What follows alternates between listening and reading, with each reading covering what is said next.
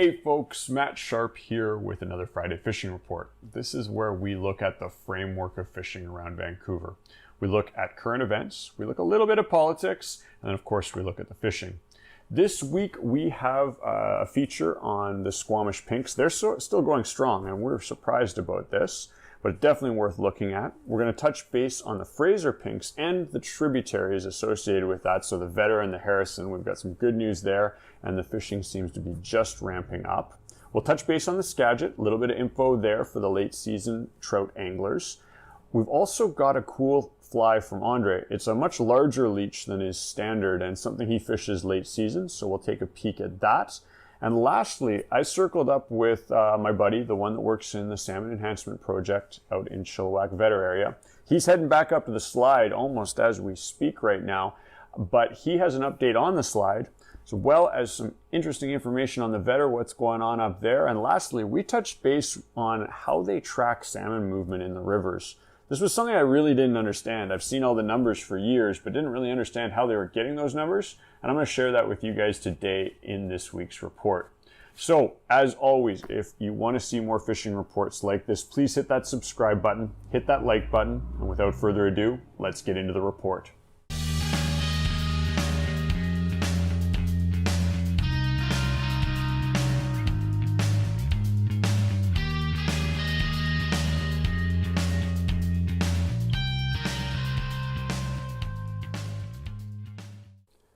Here we are, first week in September. I hope you guys had an awesome long weekend, and we were out, had some great fishing, had some fun with the boys in the saltwater, and I hope everyone also has some fishing reports for us. Send those in, send in the pictures. This week we are looking at a couple different things. It's obviously a time of flux. We've got a lot of salmon coming through, and the salmon season in general is just ramping up. If it weren't a pink year, we'd probably be in, full preparation mode right now, because it's usually about September 10th that we consider the real start to the salmon season.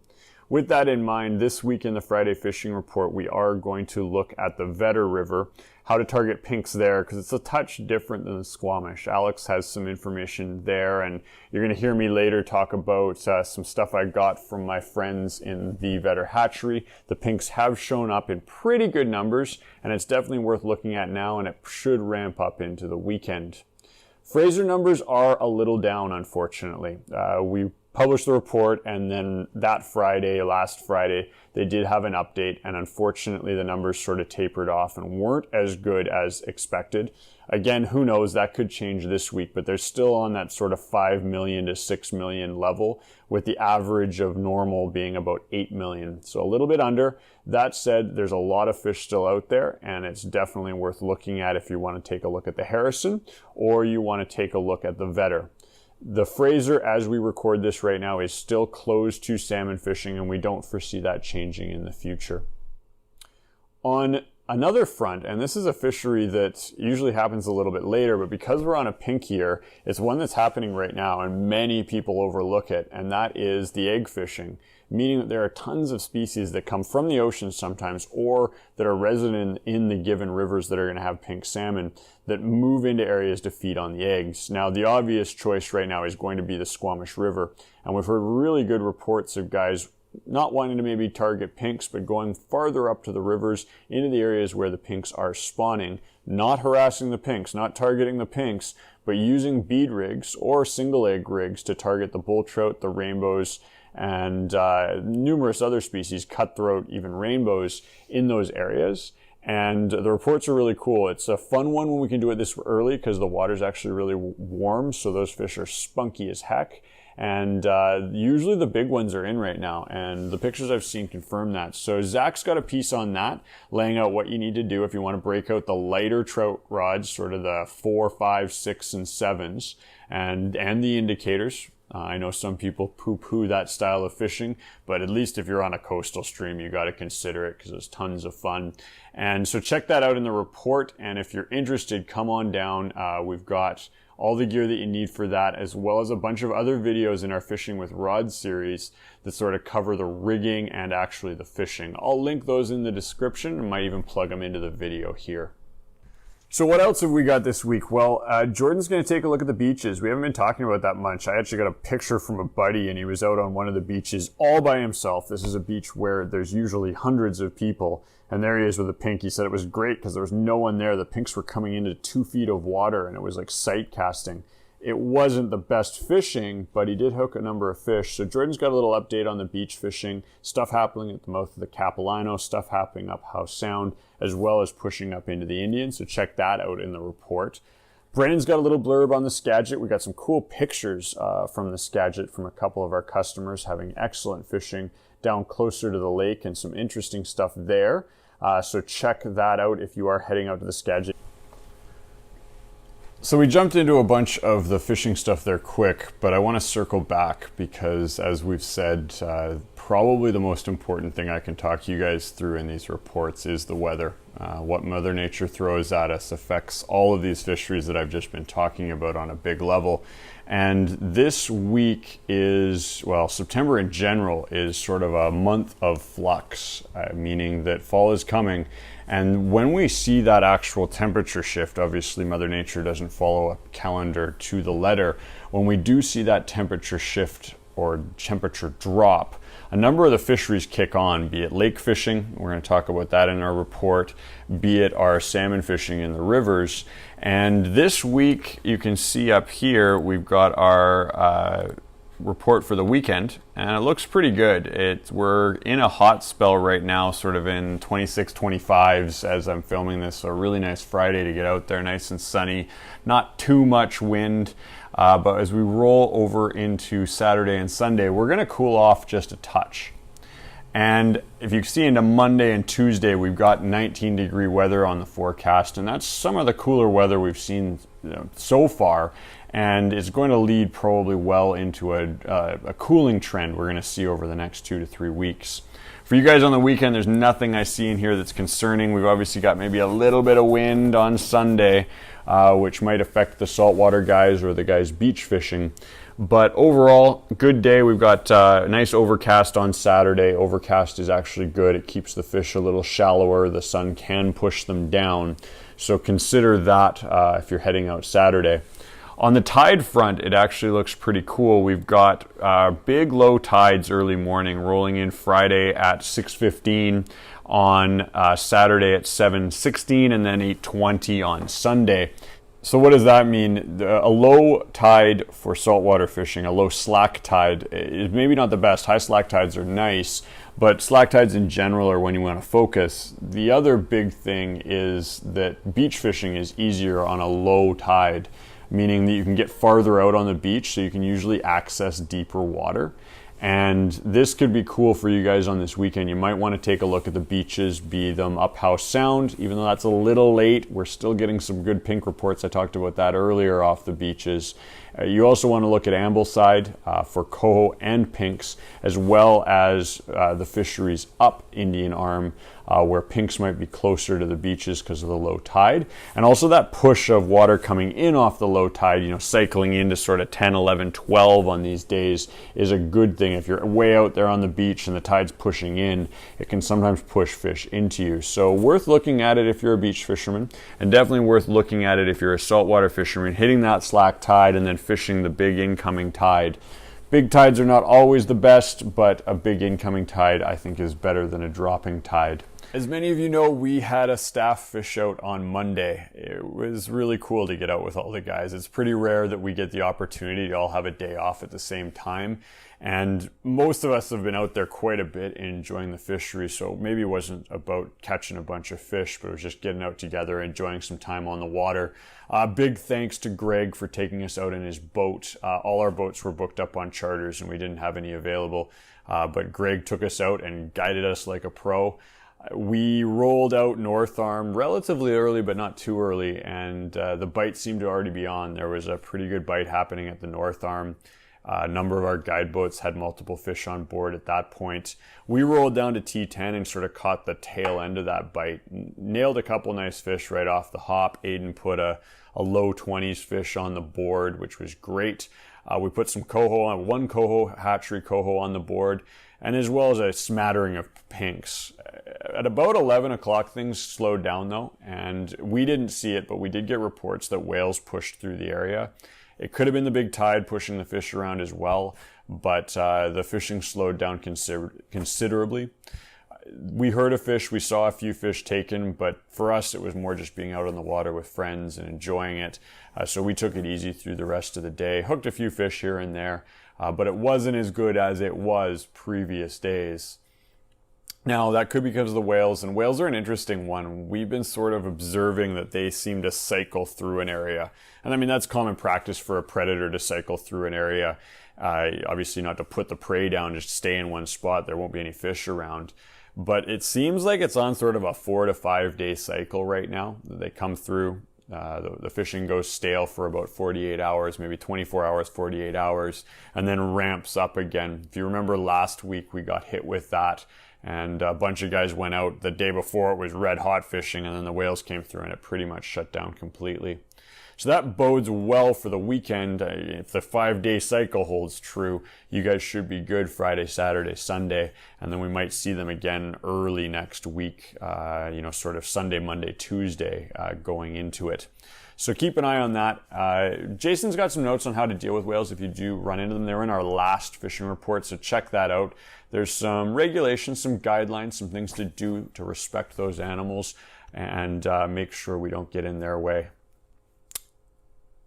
After the day, we rolled home and we did something a little unique. It's something we've done many times before if we're having a boat up the river, meaning we're coming out the river to go salmon fishing, and that's to do some sturgeon fishing. This is a fun, very easy fishery, and I think I dropped lines and maybe in 5 minutes we had a 5 to 6 foot fish on, and that's pretty cool. We didn't fish much, but in probably an hour we hooked 3, maybe 4 fish. And there was quite a few bites in between there that we were working. Probably the same fish mulling around on the bait. If you're interested in this, it's obviously a completely catch and release fishery. Something we can do on the Fraser right now because it is closed to salmon fishing. But definitely a fun one. Come down to the shop. We'll show you how literally if you can find a spot anywhere on the lower Fraser where you're not going to snag the bottom and you can get some reasonable depth from a cast, either from a dock or from shore, you're going to catch fish if you sort of have the right bait, sort of know what you're doing. So come talk to us. It's super fun. You can see some pictures here. I think we've got some video of it for the report. On the fly fishing front, we had something interesting this weekend, specifically the lake fly fishing front, which we haven't touched much on, but late lake season is coming, and most of you guys know fishing lakes in September and October before ice on is one of the most productive times, one of the coolest times to be getting up there, and many anglers forget about it with all the salmon fishing going on down here at the coast. Andre is one of our go-to commercial tires. Many of you guys know him. We call him the Dre. He has been a mainstay at Pacific Angler for many years now. He obviously used to work the floor. He no longer works with us on the floor, but he still does a bunch of our custom tying as well as our courses. And he shared something interesting with us and brought in a new pattern, and he calls it the Big Boy Leech. And this is it here. Now, he's obviously famous for his mini leeches. That's these guys here. You can see that. I hope we can get a good shot of that in the camera. These are a go-to. If I had to have probably one pattern on lakes at any given time, this style of leech pattern in different colors is killer. It's great for trolling, it's great for cast and retrieve, and it's light enough that you can put under an indicator and have it sit there moving in the current. But he brought in something bigger, and this fly he specifically designed for big fish. Big aggressive fish in the late season, and you can see it's got a lot of meat on it. I could see this being adapted to numerous applications, be it for bull-trout on rivers or a number of areas. But Andre has a video on how he ties it in fast and in slow motion, so if you guys want to do some tying and add something to your box for some big fish, then take a look at that, or come down to the shop. We have them for sale here. I think they're $3.99, and you can pick them up to add to your box for this late lake season. On the science side of things, I'm going to try to be bringing you guys more science stuff for the report. I am interested in it, and I think all anglers should take a second and be mildly interested in it. If you want to tune out, that's fine, do so now. But what we're going to look at today is actually how they track fish, how they get fish numbers. Before we get there, I guess we got to dial into where I'm getting this information or what I'm looking at. I've got a buddy, I went to high school with him. He is an angler, but he's gone over to the dark side. I think I talked about this 2 weeks ago, and he works for DFO. And now, tongue-in-cheek, we couldn't be happier. There's a lot of great guys and girls at DFO doing great work. And understanding that work is sort of something that I think anglers sometimes overlook. And so I circled up with him 2 weeks ago, and we talked a little bit about the work he was doing on the slide. He's one of the guys working there, getting fish over the barrier any way they can. And I touched base with him this week, and I asked him a couple questions about numbers. We've been running numbers back and forth, and I realized that I didn't really understand where those numbers were coming from. So today we're going to talk or look at those numbers, those acoustic numbers specifically, and how the heck they get them and what do they mean. Before we get into that, let's talk about some of the good fishing stuff, the stuff that you guys can relate to what you're doing right now. With the Vedder, that will start there because there's some pertinent information there. They just did their red broodstock capture, so where they're actually taking eggs out of the fish. They got 300,000 eggs from the red Chinook, and they probably are going to do another shot of those in the next day or two here. The interesting one there was they found a white Chinook in the batch. So when they were doing their sorting, there was a white Chinook that was ready to spawn. And that's interesting. That's very early. My friend said he hadn't seen a white Chinook ready to spawn this early. Now that can be for a lot of reasons. Fish get messed up all the time. Their timing's really early or they're just an anomaly. But it also could speculate to a relatively large run coming, meaning this is the front of the bell curve and there's only more to come. So we can cross our fingers. We could take that as good news, but it's an interesting little tidbit from the boys at the hatchery. Now on the coho front, they've already seen coho in the river. There's actually coho at the hatchery right now. Not many, but this is the time we start looking. And usually when those first fish show up, that is good news. The other thing he said is interesting is those fish would take quite a while to get to the hatchery because the water's low right now. And so that means they're mostly only moving at night. So it wouldn't have been just a quick blast for those fish to get up to the hatchery. They would have taken a few days. And that speaks to possible volume of fish coming already in the river behind them. On the pink front, he said there's quite a few pinks in the river, but they're mostly on the lower section, which is normal. Pinks are lower spawning fish and they do move slower. They're mostly below the two bridges as we record this video, so like Monday, Tuesday this week. And we expect many more to come according to the hydroacoustic numbers. So for you guys fishing, that's definitely worth considering. Head to the bridges, go below the bridges as of right now. But that should change any day, so definitely worth looking at. There's some mild concern on water temperature right now. He was saying that the river is running, at least the water around the hatchery is going from sort of 14 degrees in the early morning because of the night, all the way up to 17. Now he said that's not a major concern, but it does slow down fish movement. It can add to stress on fish. He said it's nowhere near a concerning level right now, but something they're eyeing. And he says when we get to 20 degrees, there's actually some real concerns, some different stuff to consider. So right now, a little warm and a little bit low on the Vedder front.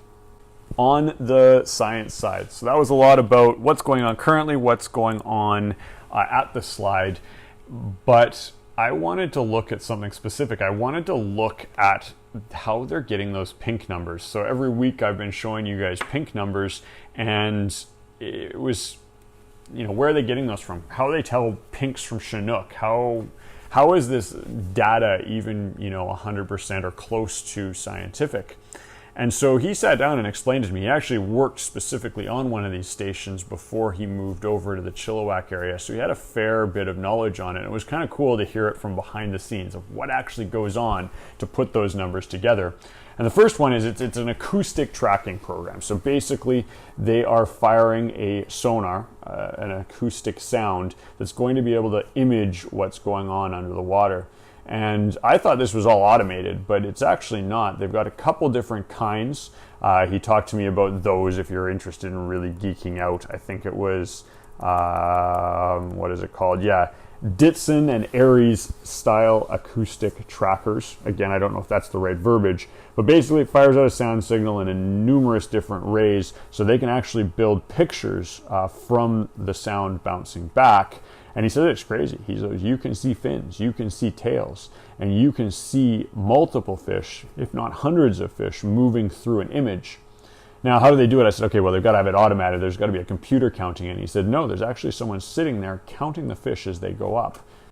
So here's the guy. He's sitting there and he's literally counting them, but he doesn't have to count them all day, every day. What they do is they take a sample of every hour, 5, 10, 20 minutes, whatever it may be. He counts the fish for that period of time, and then they build a data model out of that. Now, don't worry, that sounds very subjective and there's a lot of room for error. In the off season, in the winter, when they aren't doing anything, they go back to the tapes and they spot check it. So they go in and they count every single fish per hour and see if those counts match the predictions that they made in season to get those numbers. And they've been doing this for numerous years, so they've ironed out a lot of the error that goes in. Now, the other cool thing is, how the heck do they tell the difference between species? Obviously, there's just a shape of a fish going across a scope. And he said it has to do with a couple things. So they look first at size. That's pretty simple. A fish over X size is probably going to be a Chinook, and a fish under X size is probably going to be a coho, a sockeye, or a pink. You could also say maybe a smaller fish might fall into that pink area. But this is where it got interesting. He said they can literally look at the speed of the fish and know that the average speed of a coho is X, the average speed of a pink is X, and the average speed of a sockeye is X. So again, they can get some data from that. The last one, the one that I thought was really cool, is because it's a sonar thing, they can actually track the thumps of the tail. And each species moves its tail slightly differently, and they've got a data model off that again, they can look at and say with a fair level of accuracy whether the fish they're seeing going across the scope is a pink, whether it is a coho, whether it's a Chinook, whether it's a sockeye. So I hope that sort of gives you an idea where all those numbers are coming from. It's kind of cool. And definitely food for thought when you're thinking about those numbers that you hear the politicians spout off, the scientists spout off, and some of the fishermen when they're talking about data. Well, that wraps up everything I've got to cover this week. I wish everyone luck out on the water. Please keep sending in those reports. Send in fish pictures. We love seeing those.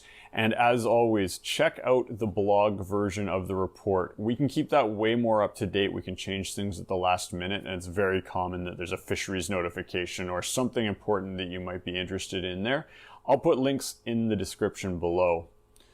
With that said, if you guys like what you saw here today, you want to see more reports in video format, please hit that subscribe button, hit that like button, and we'll see you in next week's report.